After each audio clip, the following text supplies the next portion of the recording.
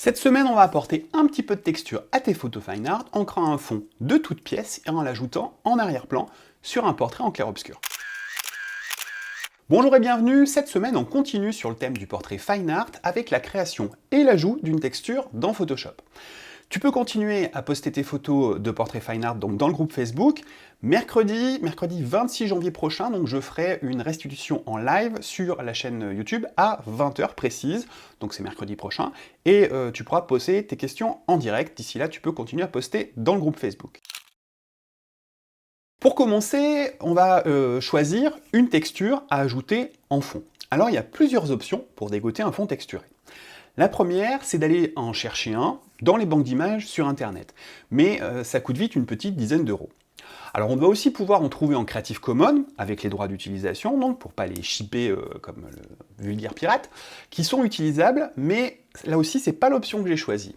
J'ai préféré les faire moi-même en réalisant une repro d'un papier.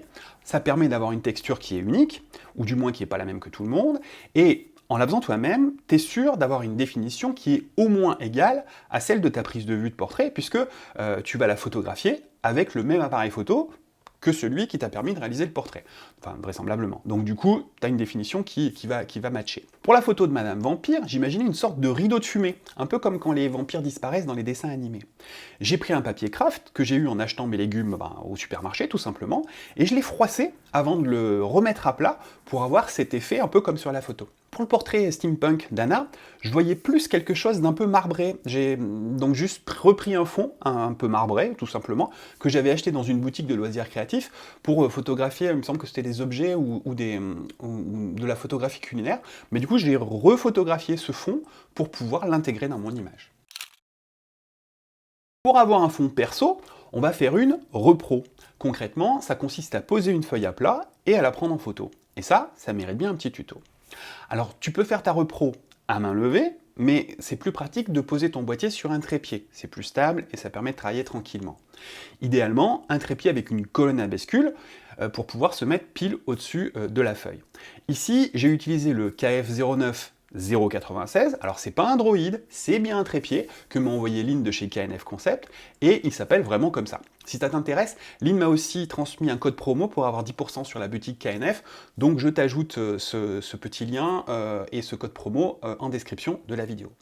Alors je te rassure, le trépied est plus facile à utiliser qu'à nommer. C'est un trépied qui est en alu, il n'est pas trop lourd, il fait 1,840 kg, il monte au max à 1,91 m, donc c'est très bien pour pouvoir, même quand on est un peu grand, pour faire un petit peu ce qu'on veut, et il se replie à l'envers pour gagner de la place. Il se range dans un sac à main, exprès, donc il est livré avec, et j'aime bien parce qu'avec du gloss et un petit trench et des chaussures basses, ça donne un petit look influenceuse, le petit sac à main.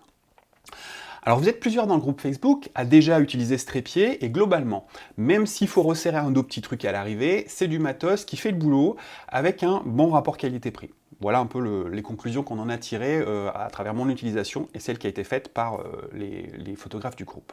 Sinon, les pieds s'ouvrent avec des twists, et le truc important qui va nous intéresser ici, c'est qu'il a une colonne qui est basculante. En fait, il y a même une double colonne. La première permet de gérer la hauteur, et la seconde se bascule pour placer le boîtier pile à la verticale de la texture à reproduire.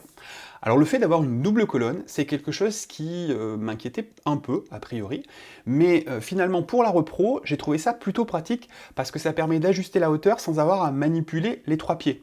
Donc gros gain de temps. Ensuite, pour éclairer ta repro, tu vas essayer d'avoir une lumière la plus douce possible. Donc je te conseille d'éviter les lumières directes et les lumières ponctuelles.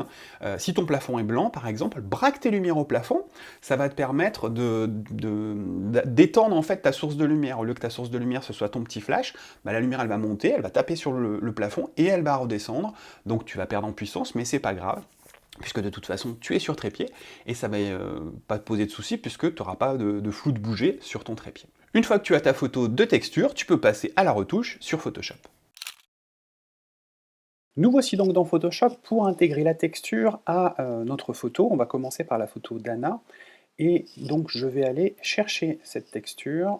Cette texture, c'est celle que j'ai faite donc sur un papier marbré. Je vais transformer mon arrière-plan en calque, je vais le copier, CTRL-C, et du coup, je vais le coller, CTRL-V, sur ma photo. Je vais l'adapter avec les petites poignées pour que ça soit aux dimensions de mon image. Donc je vais pouvoir positionner les marbrures plutôt de manière à ce que la grosse tache ici puisse dépasser un peu sur les bords et donner un petit peu de texture en arrière-plan.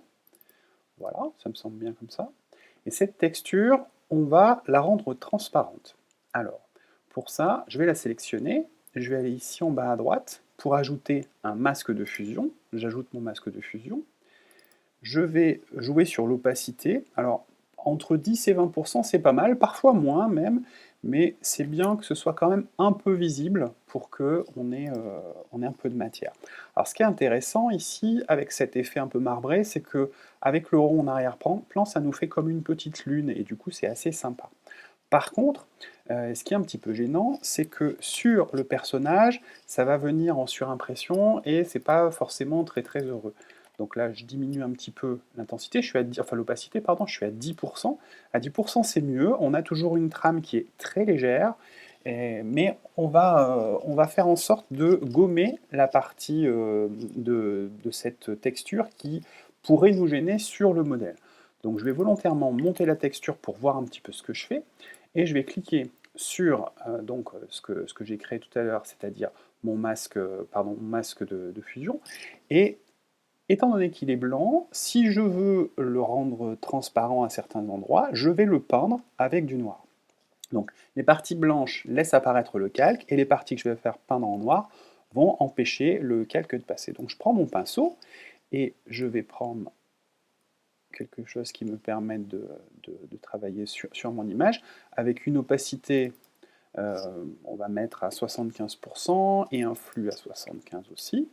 Et là, je vais commencer à gommer. Alors si je vois que c'est trop, eh ben, je diminue mon opacité, ou je diminue mon flux, et là, on va pouvoir travailler par petites touches plus en douceur.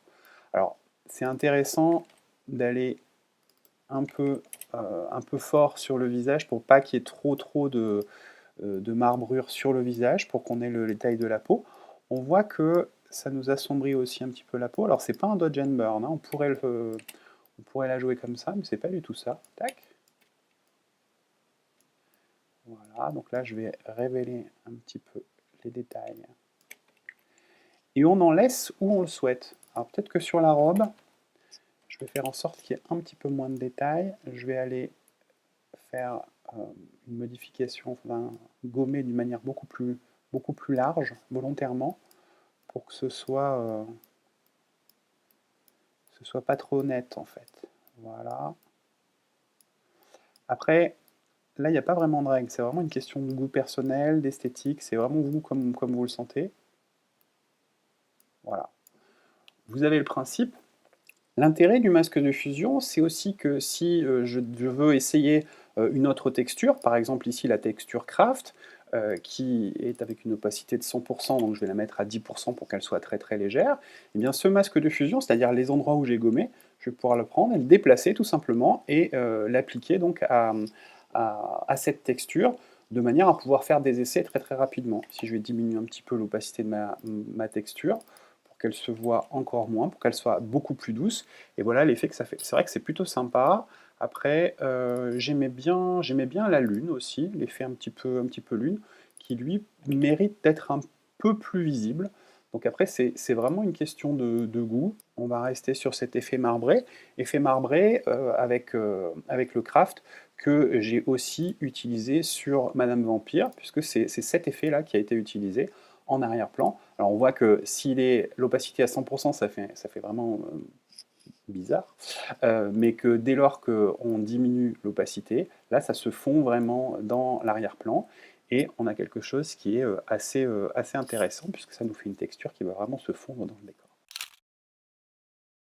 Voilà, pour pousser un petit peu sur le sujet, je t'invite à suivre mon cours en ligne sur le portrait en studio, et notamment le cours sur le modelé et la forme du visage, qui sont donc dans le cours sur le portrait en studio, et donc le cours sur le portrait avec un éclairage Rembrandt, qui lui aussi est dans le cours sur le portrait en studio. Un grand merci à Anna Model, à Chéri Red Sweet et à Alexandre qui m'ont permis de réaliser cette prise de vue. Je vous joins leur Insta en description de la vidéo, je vais tâcher de vous joindre aussi le mien. Je remercie également Lynn de chez KNF qui m'a envoyé ce chouette trépied que j'ai utilisé donc pour faire la repro.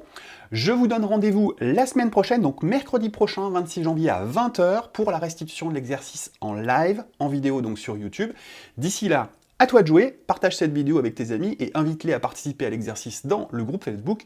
Bonne semaine et bonne photo.